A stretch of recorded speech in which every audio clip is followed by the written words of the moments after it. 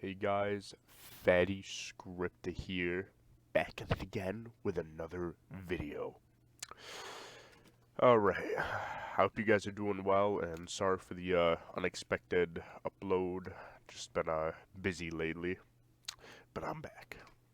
This video is going to be about trigonometry, circles, and just trigonometry overall. Sorry if it sounds like I'm stuffed, I'm a little sick, so. But anyway, let's go over a basic general view of trigonometry. Almost all trigonometry is one-to-one with the unit circle. Wow, that's a really bad circle. With a Alright, it's kind of like a sideways oval, but whatever. With a unit circle. It's called a unit circle because the radius is equal to 1, but that doesn't really matter in this instance right now. So on a unit circle, we draw a right triangle because that's basically what all trigonometry is on. Alright. Then trigonometry is nothing without the angles, so we're just going to call this theta. And I'll get straight to the point. Cosine of theta is equal to x, and sine of theta is equal to y. You have to excuse my handwriting, kind of hard on computer. Anyhow, now why is this? Let me explain to you. So as we know, this is the x-axis, this is the y-axis, and this is this is the radius right here. But this is also known as the adjacent side to theta, the opposite side of theta, and the hypotenuse to theta. So cosine is adjacent over hypotenuse. So cosine of theta is adjacent over hypotenuse. And if we just cross multiply here, we get that cosine, move it over here. We get that r times cosine of theta is equal to x, so it's just the radius. And if we do the same thing for sine, opposite over hypotenuse, we just get we get y over r, and then we just do the same thing. So r times sine of theta is equal to y. Now let me go a little bit more over with you. Actually, I'll stop there for now. So let's apply that to some 3D game in here. Jesus. Alright, I got a script here. Let's delete this. And let's just put a weight on it for now. Jesus.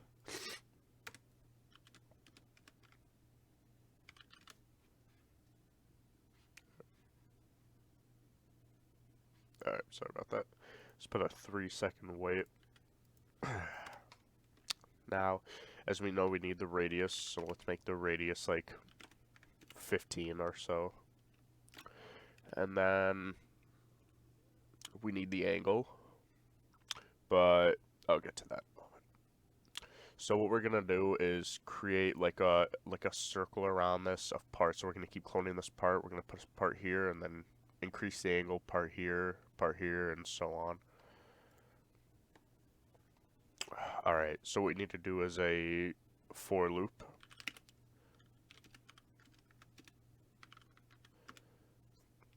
And that, and this runs through 13 times, as you can see. So then, here, let's define the angle here. So here's what we're gonna do. I'll show you guys a little something. So this radius right here, say we wrapped it around the circle, and it would fit about 6.28 times, and this is what we like to call tau, but otherwise known as 2 pi. So knowing this, we can use the angle. So what we're gonna do is create a variable for the angle, and it's going to be 2 times math.pi. Sorry, Sorry about that. And then we're going to divide it into how many times the for loop runs, or how many how many parts we want. And it'll all go evenly. So let's divide it by 13. And then we're going to multiply it by I. Because if we're dividing it, so we have a full wrap around the circle, the 2 times pi, and then we divide it into 13 sections. So when this runs through and it multiplies by I, we get 1. So it would start here, then it'll multiply by 2, get here, and so forth. So then let's create the clone of the part.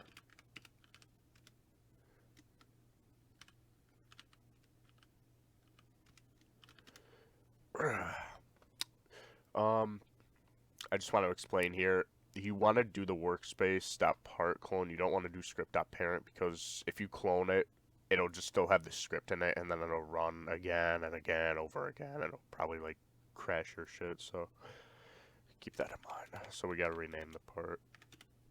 Just do like T for test, and then I, and then set the parent.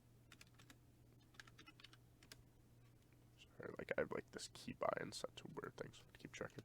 Anyhow. So let's set the coordinates now. Clone dot position is equal to the original clone dot position plus, because we don't want it to just go in a random position across the world. We're going to set it to this position and then go around it from that. As we know. Alright. As we know, cosine is x, but we got to multiply it by the radius first. Cosine, and then we do the angle. And then I did say y was sine, but in this case, since it's like a 3D plane, you don't really want to do y, because it would create like an arch, like a McDonald's sign, kind of. So we want to put it on the z-axis, which will create it like kind of on the floor. So we can do 1 here just to be a little elevated off the floor. And then r times math.sine of the angle. Really. Right, and then just wait like 5 seconds between each interval. Alright, let's run it.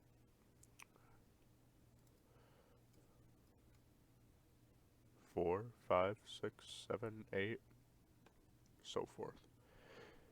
Yep. It'll evenly disperse it through 13 times. And that's basically how you make a circle. But if you just want to make like a circular motion, you could do like a while loop.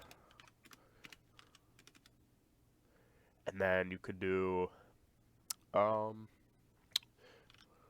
script.parent.position equals parent.position plus 3.no, and then we can do the angle here. 0. Yeah, let's do 0. Right, the angle starting off at 0. As we know, math.cosine is x.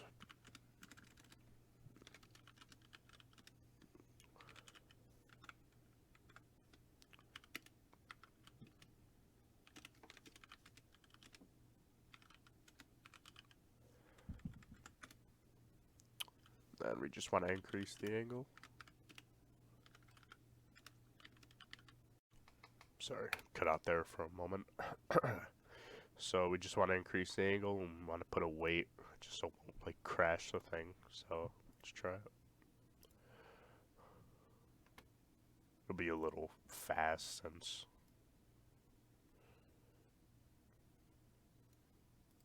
okay, well.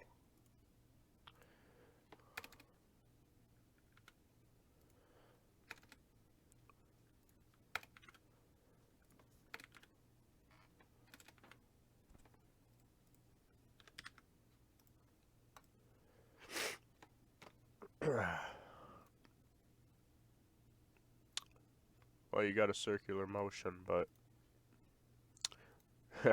should probably specify that you want to put that as 0 because it'll just keep going up and up. So, yeah. Yep. Got a circular motion right there, and then you can increase the angle by tiny increments each time to make it go a little smoother. So, should probably increase the radius a little bit. But, yep. Circular motion right there. And teach you guys about one little more thing, and I'll show you. um,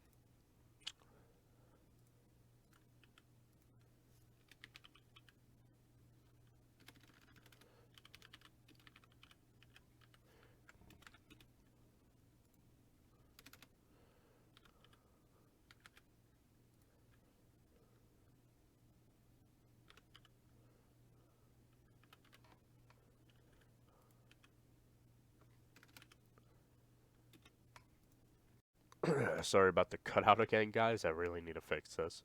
Anyhow, so we got a different angle for x and y, and we set it to two different values, and we increase it to 2 different values each time. And then we set it in their respective places, x and y. You don't need to have it in the z-axis for this, although you can, but I'll show you in a second why.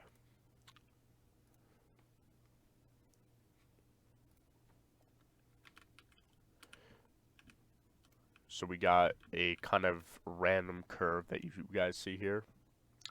And this is what is known as the Lisajous curve.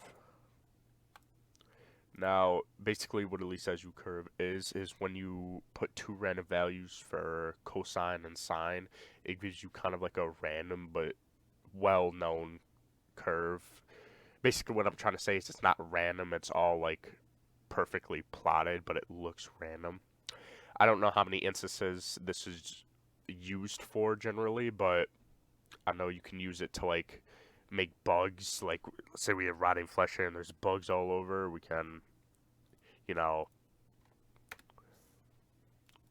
oh Lord, we could increase or decrease the value of this, and then like clone it, and then put different values for x and y each time, and then there would be a bunch of bugs flying around in some sort of way. So like,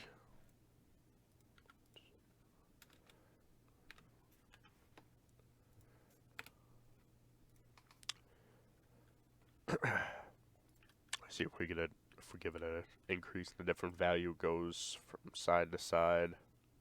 And basically you could use that to make bugs, just fiddle around with the values and such, and then you know you can have some bugs.